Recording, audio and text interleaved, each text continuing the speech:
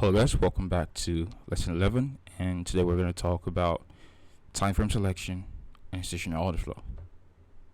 Alright, so as usual, we're going to pull up a blank chart, and I think I used New Zealand dollar the last time, so we're going to use it as a CHF. So it's oftentimes between US CHF and New Zealand dollar because I don't trade those two pairs. So alright, so let us start off with time frame selection.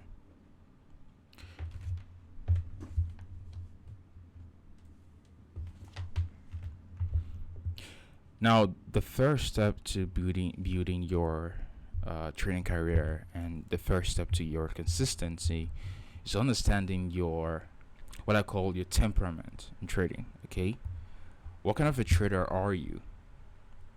Are you kind of person who can wait? And this is something that we need to discuss as it relates to you as a trader, because if you want to be a scalper and your work all day, then that's not gonna work, because there's no time for you to go into the marketplace looking for scalps. And obviously you cannot look for scalps like your work on your phone and trading all of that, because you're not getting the full information in the market that you would get naturally or normally from your using your desktop or your laptop to view the charts. Okay, so when it comes to your approach to trading, there are different approaches to trading based off the time frame you're utilizing. Okay, so the four main approach to trading in terms of temperament we have, so let's actually label them. So we have position trading, we have swing trading, we have short-term trading, and then we have day trading, or still under this we have scalps or scalping. So let's just label this scalping. Okay, so we have position trading, swing trading, short-term trading, day trading, or scalping. Alright, so these are all relative to the time frames that the individual is utilizing to speculate on. Okay, so this is what I call execution time frames. Okay, so these are the time frames in which you're viewing price from. Now, for a position trader, usually you rarely see retail who position trade. Now, the reason why you barely see retail position traders is because position trading, they involve long-term macros. Okay, so when you're on a position and you're executing on a position, the duration of your execution is usually months. Okay, you're gonna have months for your idea to pan out, and a lot of what goes into position trading is usually the fundamentals. So the macro fundamentals like interest rates, okay, community trades report, and all of that. That's what goes into position trading. And the time frame for this kind of trading is usually the monthly. Okay, so the monthly time frame, this is the primary time frame for position trading. Okay, so now imagine if you're trading off of a monthly candle. If you have a bias on a monthly time frame, it's going to take months for that bias to pan out, because each candle is going to be a monthly candle. So let's say, for example, let's assume, for example, okay, that we're looking at this, we have low here, and we're looking at that as a general liquidity there. Okay, now you can see after a run on this side of this parent price swing up here. Oh, this is actually a daily time frame, so let's go up to a monthly. I'm not gonna use a daily time frame, I want to use a monthly time frame. Excuse me. Delete.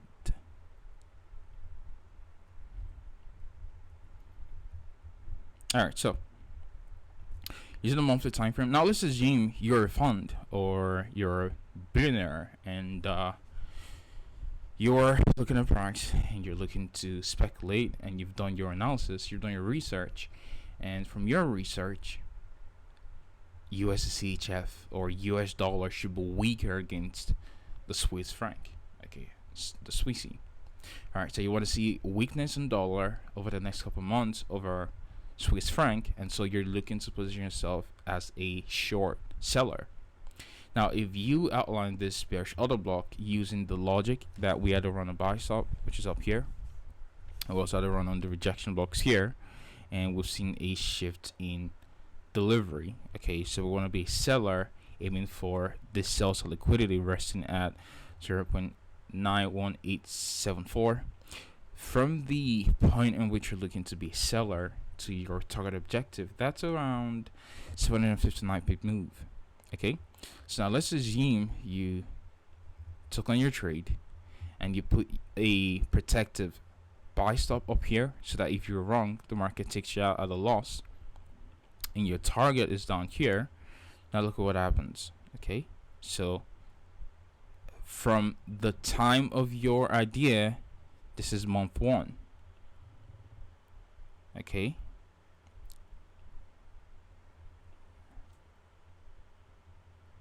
and you get a fill the first month, and then this is second month. You start to get distribution on the second month. Then the third month, price is still around your entry. Okay, it's not moved yet. This is the fourth month. It's eating into your area of shorting, which is the body of the monthly bear shut block. This is the fifth month. Okay, you can see the gyrations on the weekly candle. Okay, now this is the sixth month. And you can see price is just now starting to deliver. It's the 7th month. It's left the range. You're looking for a range expansion in price.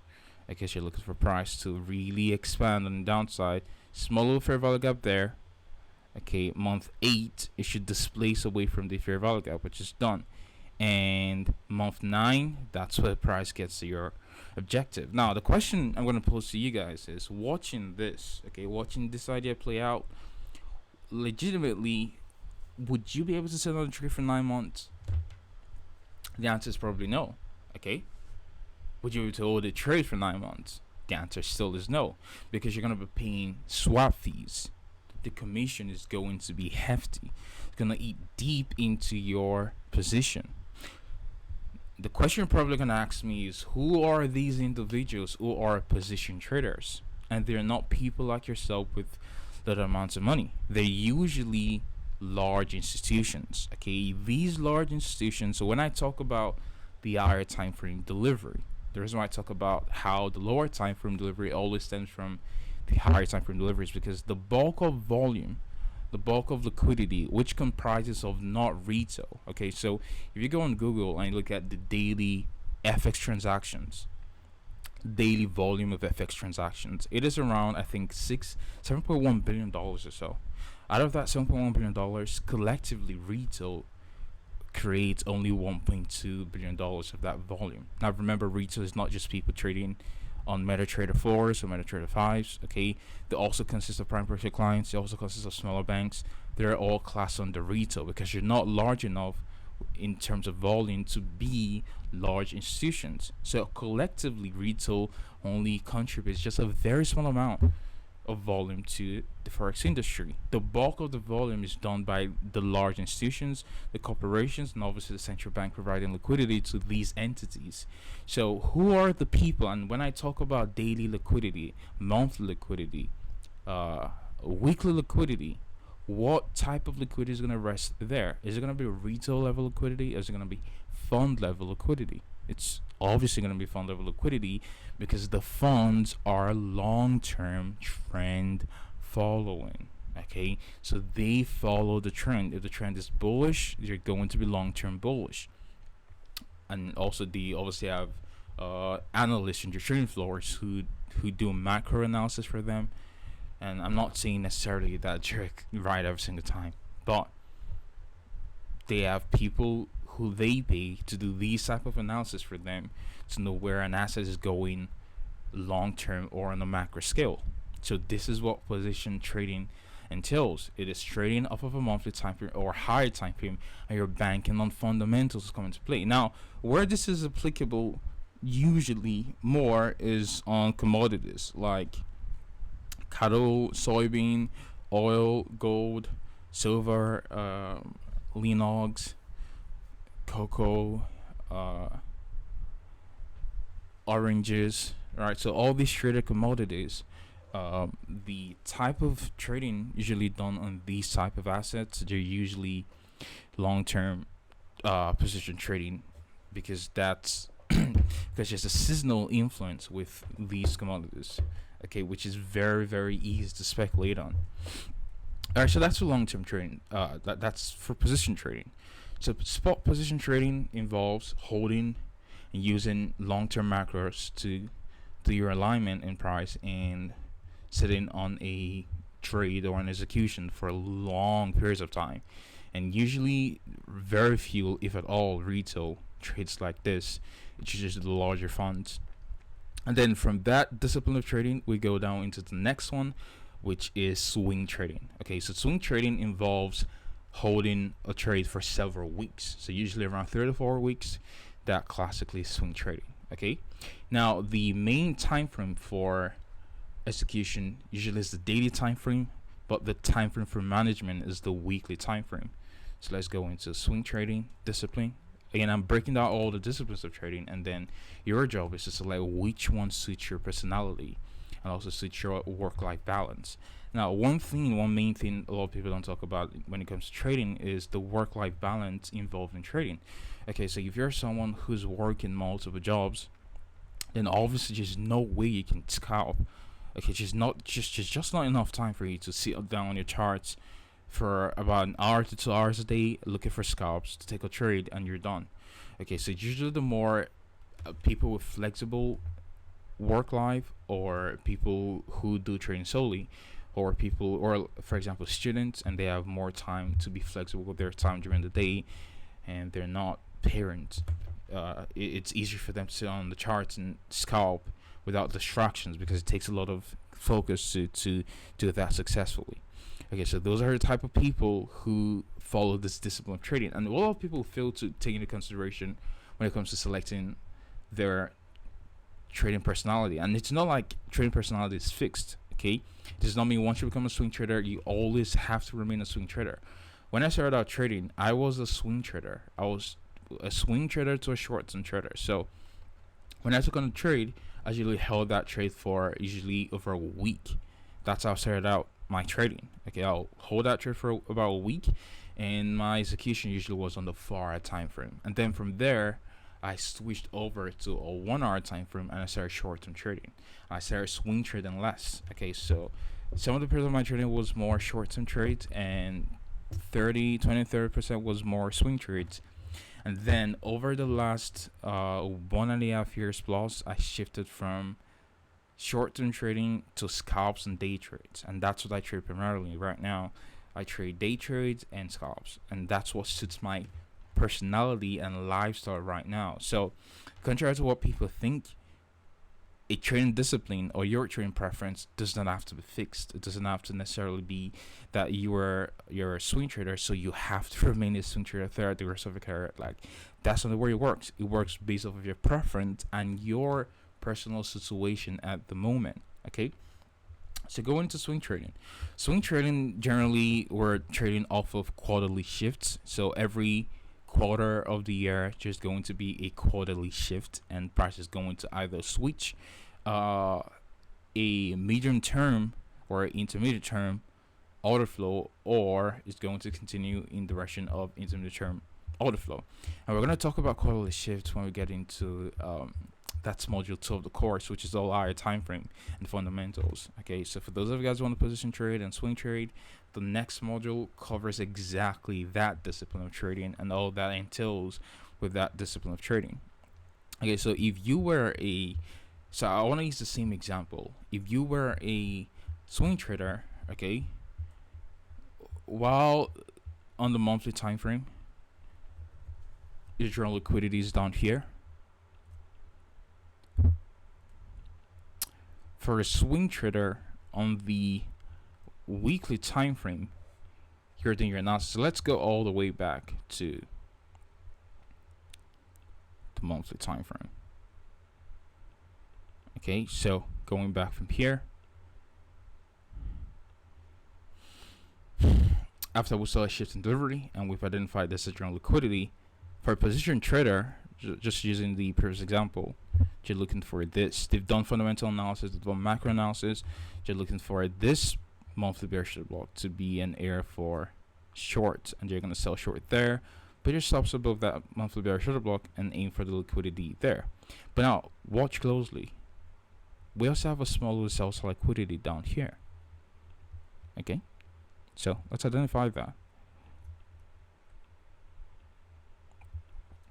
And then again, because you're swing trading does not necessarily mean you ignore the monthly time frame. Okay, we have a short-term high up here and here. We have two down candles prior to the run higher, so this is a breaker block. Okay, so that's a breaker block there. Identify the bottom of the candle, and inside the breaker block we have an old inefficiency. Okay, take this out, put that there. That's an old weekly inefficiency and redelivery balance. Okay, all of this is all redelivery balance from the high of this candle to the low of this candle. It's all redelivery balance. Okay, but I'm more interested in that old weekly fair value gap. Now what we could do here is we're refining our level on the weekly time frame, and then we have a drawn liquidity down here. Again, it's all swing trades. And then the daily time frame is our time frame of execution as swing traders. Now if we went down to a daily time frame, we have a short-term low here on the daily time frame. Now if we looked higher, what can we see inside that weekly fair value gap? Again, remember, this is discount low of that weekly fair value gap, and then this is the premium high of that weekly fair value gap. What can we see there? Bearish order block. Okay, so we could sell short when price trades up into the bearish order block, and we could aim for the liquidity resting down here. So let's see, we could aim for the liquidity resting down there on the sell side. So we're selling short a daily premium inside a monthly premium, inside a weekly premium, which is the old fair value gap, inside a monthly premium. So we could put our stops at the premium high of that daily bearish order block. Why? Because we don't want to see price trade back up here. Okay, just nothing else up here for price trade up into. This bearish order block, we've seen price trade up into that, and we've seen displacement. This smaller fair value gap, price trade up into that, we've seen displacement. This smaller bearish order block, price trade up into that, we've seen displacement. But we've not seen displacement from this bearish order block. It's still untraded up into. So that becomes our area of execution, because that's an area of inefficient price delivery. Okay, but all throughout the run lower, even though we still have small little fair value gaps here, but I'm watching all of this bearish order block and deliver up into that bearish order block and the displacement that falls there as efficiency in transaction. So, and someone said, why do I always draw my nose on all the recordings? And I'm sorry, I don't know why I just keep doing that. I'll try my best to stop doing that. Okay, so now we'll see price, the gyration of price.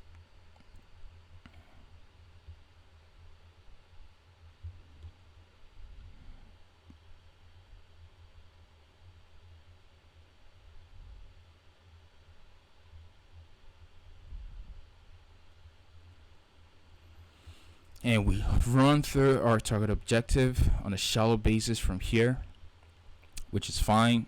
There's another opportunity there, but I'm more interested in using a swing trade idea from that same monthly level we're talking about. So let's see. This is a little bit too slow. Let's see if we can get up there.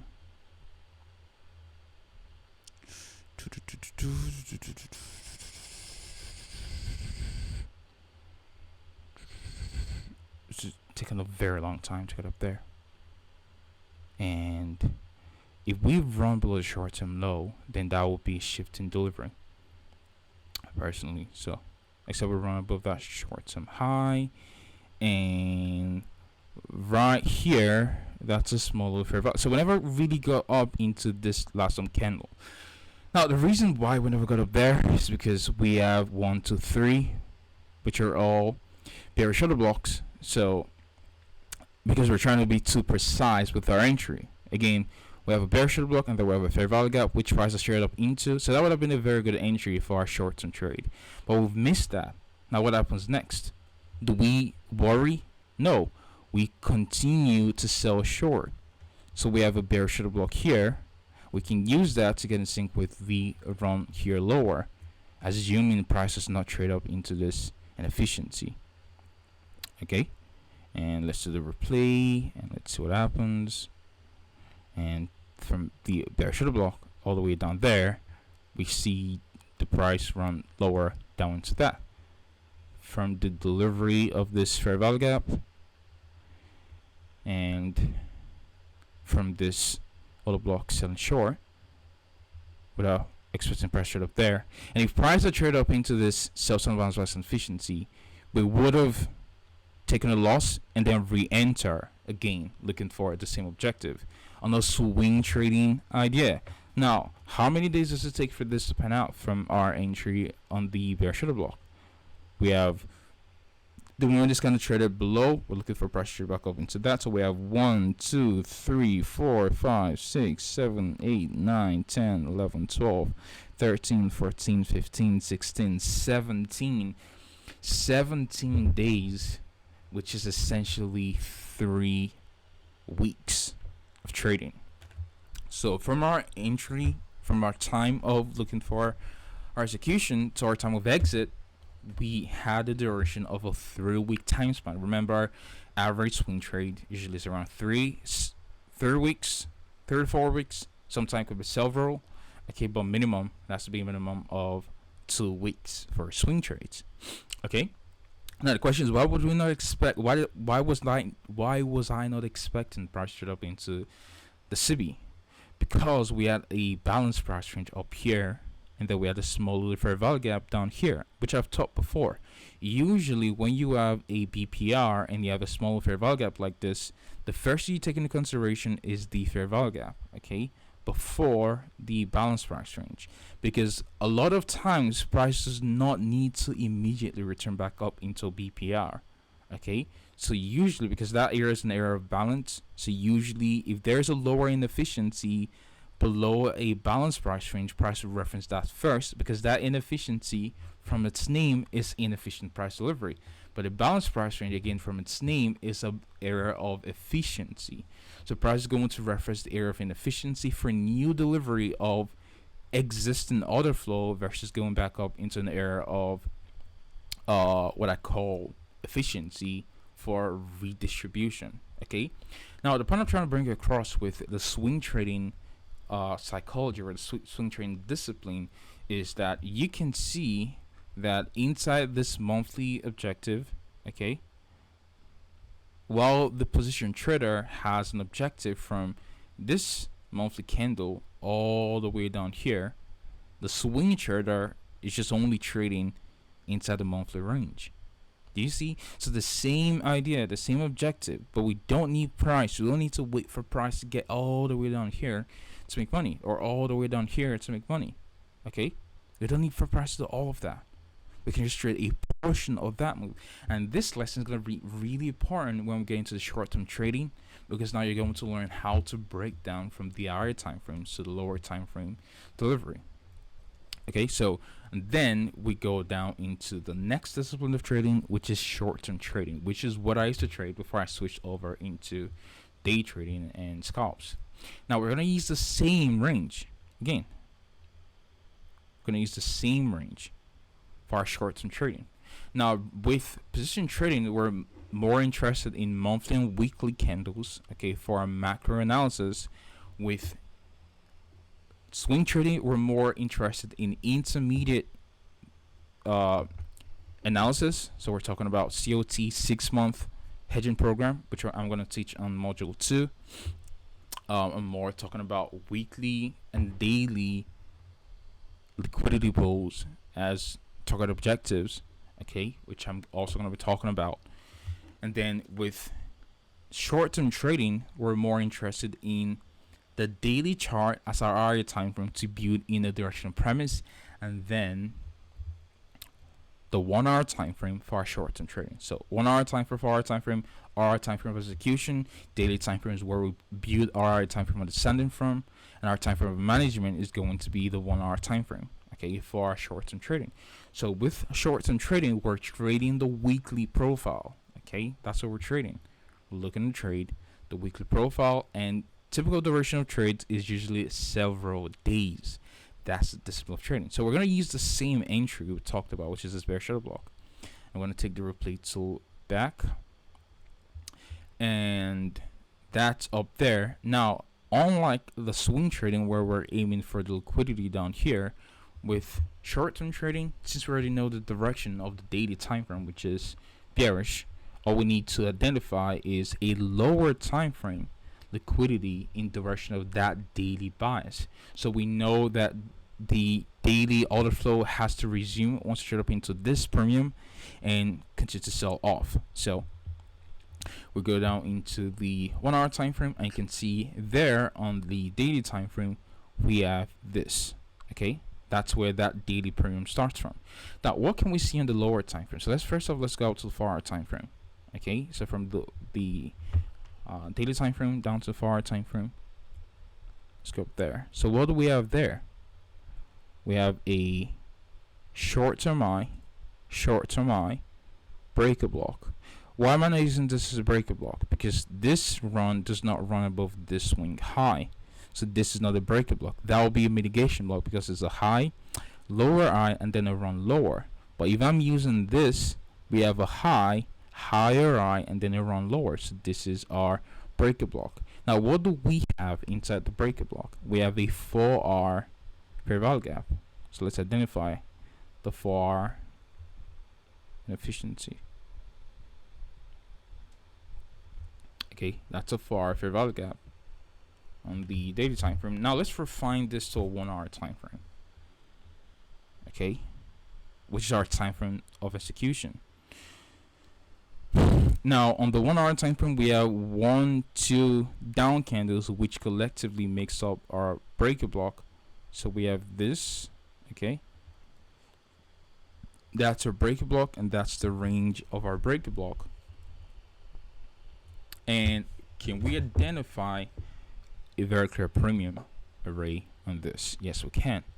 That's a breaker block. Now, what's inside that breaker block? We have a 4R fair value gap there, and then we have a bear shuttle block. Okay, these two up candles preceded all the displacement lower. So we're gonna look to short from either the 4R inefficiency or the 1 hour bear shuttle block, but our stop has to go above the bear shuttle block in price, and we're looking at the lows here. Okay, so let's use the replay tool and let's see what happens.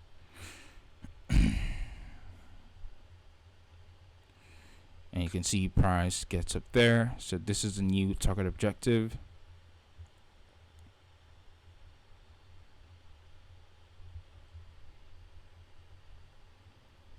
And you can see how price absolutely runs through that low, and your trade is done. Okay, from the 4R, it got very close to that 1 hour bear shuttle block, and that's why I put the entry lower, because sometimes it could happen like this. Okay, again, it's not a chart I've gone through before. It's just a random chart to do all these annotations, and I'm using a replay tool to mimic kind of like live price action to give you an example of what I'm talking about. And you can see how price runs for that sell side liquidity. So while your trade was done here, okay, within from when this formed, how many hours did it take for your trade to pan out? This was very, very quick. Okay, so very, very quick one. Okay, it took about one. Okay, you get activated here. So 1, 2, 3, 4, 5, 6, 7, 8.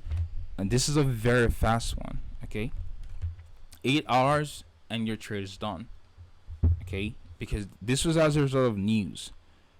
Okay, that's why it went this fast, all as a result of news. But if it was classic price action like this, and let's say you were selling short the run above this out here, you were aiming for this liquidity down there. I just wanted to show you the typical duration of of a trade for a short-term trader. So usually it could be very fast. It could be like within a couple hours, sometimes several days. So let's assume we're selling short from this high time frame premium, okay? And you sold short up here. Let's say you sold short as price should have broke below this bear shoulder block and price should back up into that. So you have 1 2 3 4 5 6 7 8 9 10 11 12 13 14 15 16 17 18 19 20 21 22 23 24 25 26 27. So you have essentially a day plus from your short-term area of a sell short to targeting the sell side liquidity down there, which is what short-term trading is all about. So short-term trading, the duration usually is typically a couple hours to a couple days, sometimes depending on the speed of delivery. But who is the kind of individual that short-term trading would be appropriate for? Okay, these are the kind of individuals who don't have time throughout the entire day to see in front of the charts and take on a trade. Now, the beautiful thing with short-term trading is, again, you don't have to check your phone every single time.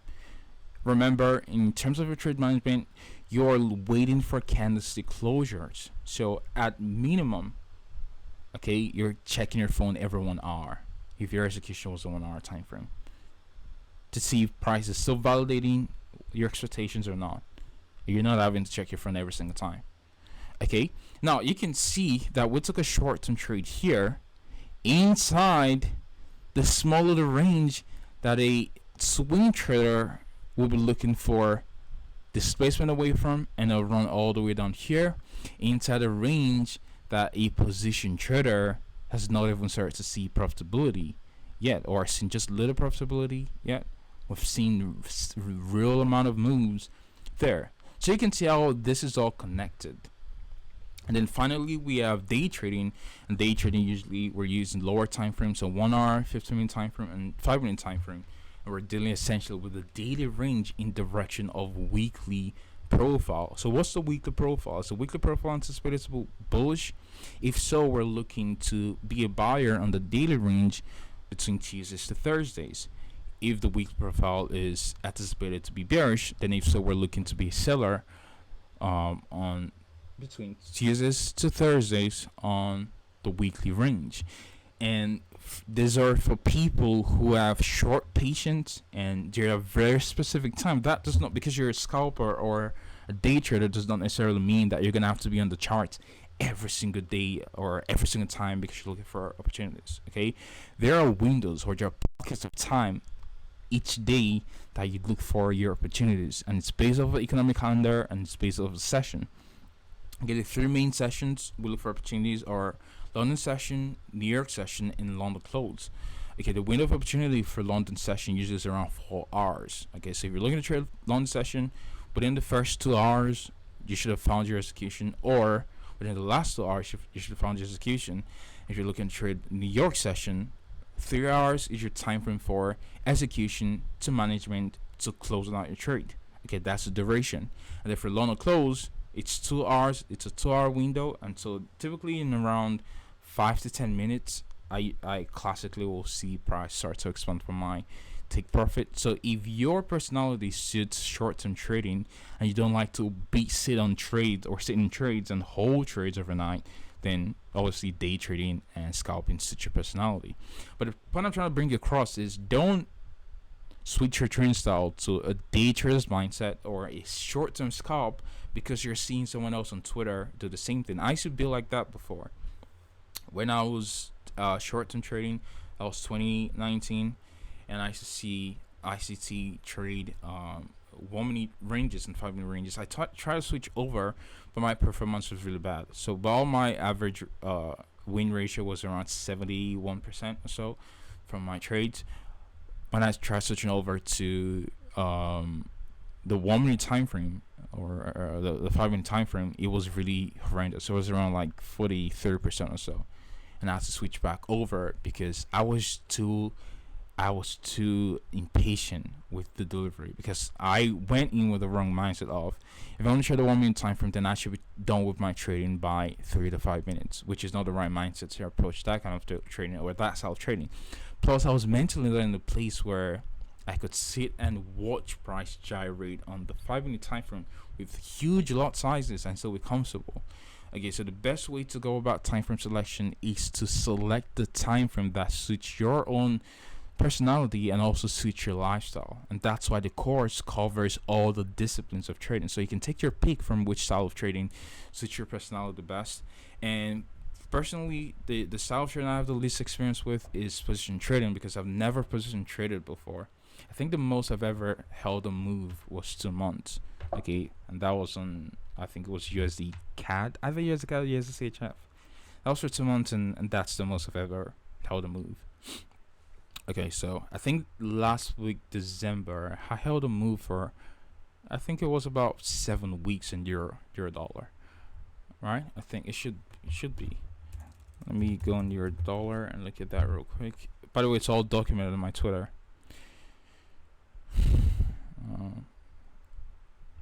Get rid of all of this.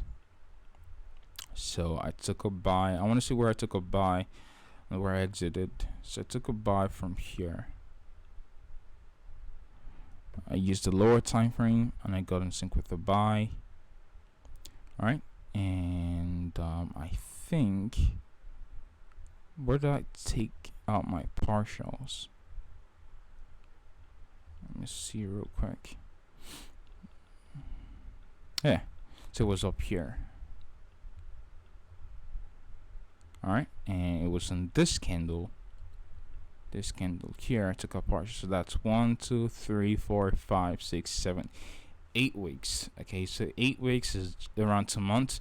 Yeah, so I think last December I also held a trade for 2 months. Now I did not use a crazy stop loss. I used a 15-minute chart, and my stop was around, I think it was around 10 pips, and the remainder I left for this objective was around 10% of the original position, and that netted me around $3,000 or so for that swing trade. All right, so I'm gonna follow up with a part 2, and I don't want this to be too prolonged. And on part 2, we're gonna talk about a continuation from lesson 11, which is institutional outflow. I'll see you guys in part 2. Trade safe.